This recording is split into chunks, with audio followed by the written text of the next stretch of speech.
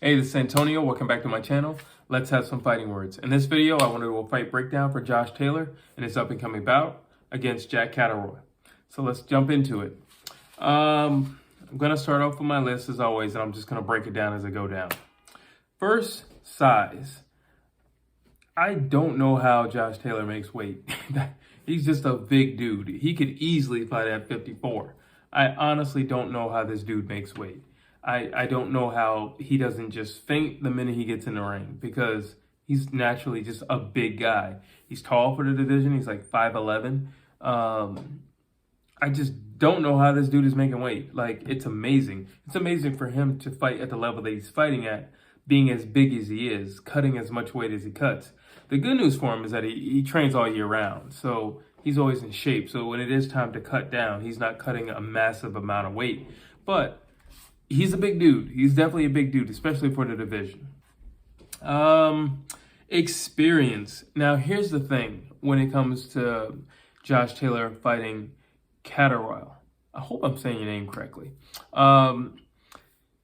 He has less fights. However, because of the caliber of fighters that he's been facing, he's got more experience. I mean, you fought Regis Prograis and you won.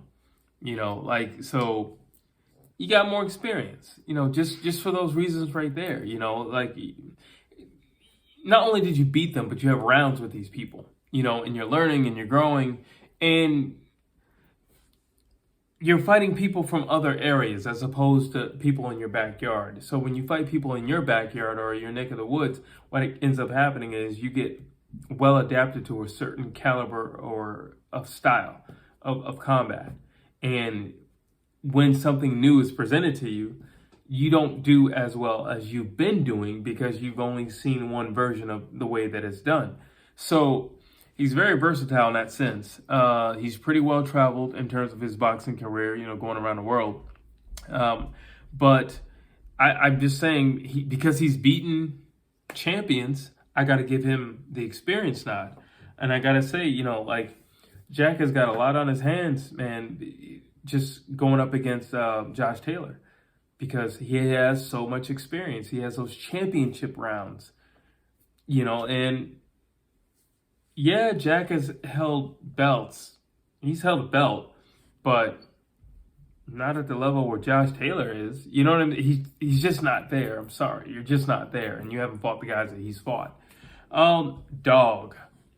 I'm calling this category dog because Josh Taylor has dog in him. If you want to box, the man will more than happily box. You want to go into the yard and you want to scrap, he's all about that action. Josh Taylor will dog you out. Josh Taylor will out-dog the dog. You want to fight in a telephone booth, he's cool with that. You want to box at a distance? All right, he'll work his way in. And honestly, truthfully speaking, this is where he excels. I think he excels in close quarters because he's actually really good at just slipping shots. And, it'll look like he got hit, but when you replay it or you see it in slow motion, you'll see that he just glanced him or something like that. He wasn't hit cleanly.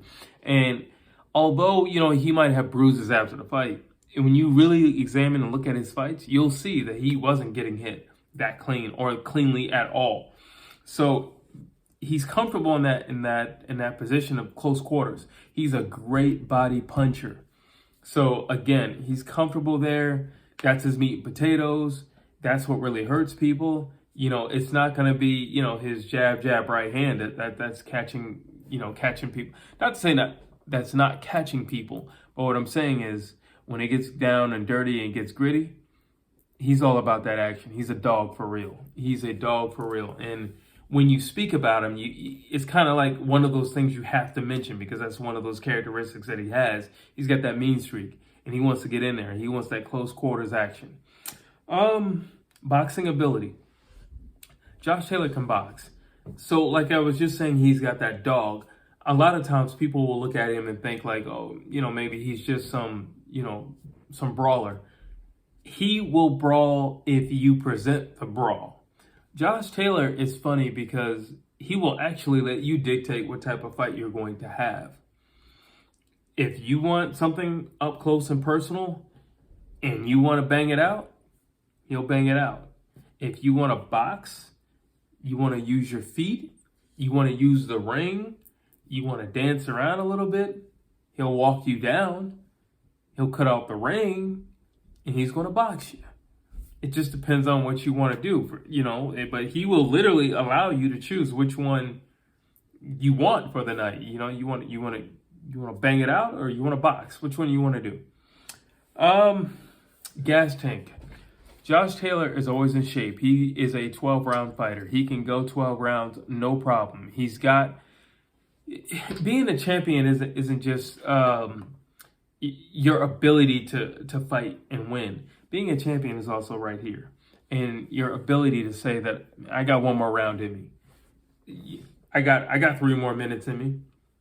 Yeah, that last round was hard. It was grueling. I didn't get off the way I wanted to, but I got another round in me. Oh, I believe it was like the Avengers movie, and Captain America's like, I can do this all day. And that's a champion's mentality. I can do this all day. As long as it takes for me to get to the place where I will get my hand raised in the end, I can do this all day. So what do you want to do? He's got that in him. He's always in great shape, tip top, and he's ready to go to 12. But he's also ready to get you up out of there. And he fights like he wants to get you up out of there. But he is conditioned and ready to go the whole 12. Punishment. This is another category that I got. Punishment. Not many people, listen, a lot of people can dish it out. Not many people can take it. Not many people can take it. But we can all dish it out. It's not a problem to dish it out.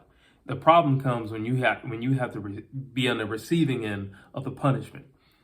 And Josh Taylor is a durable, strong guy who can take the punishment.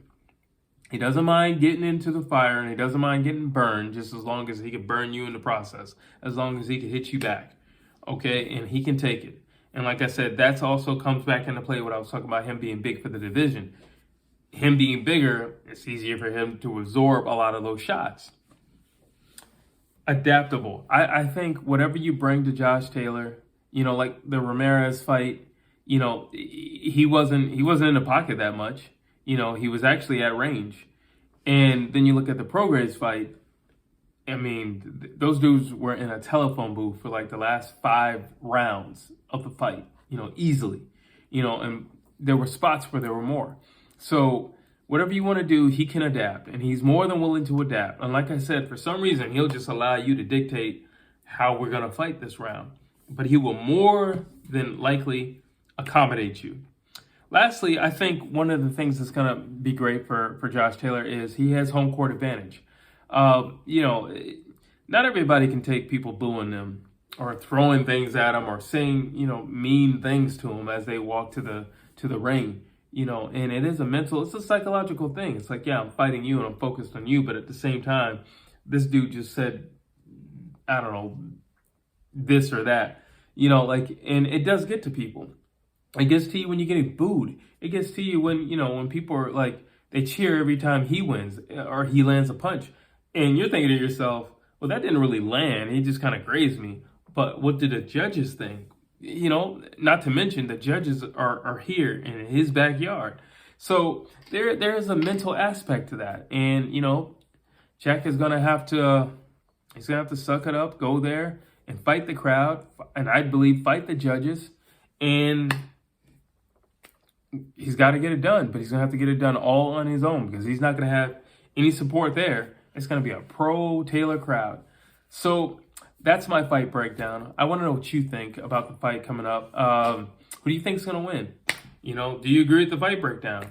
Drop a comment down below. As always, please like, please share, and please subscribe to my channel.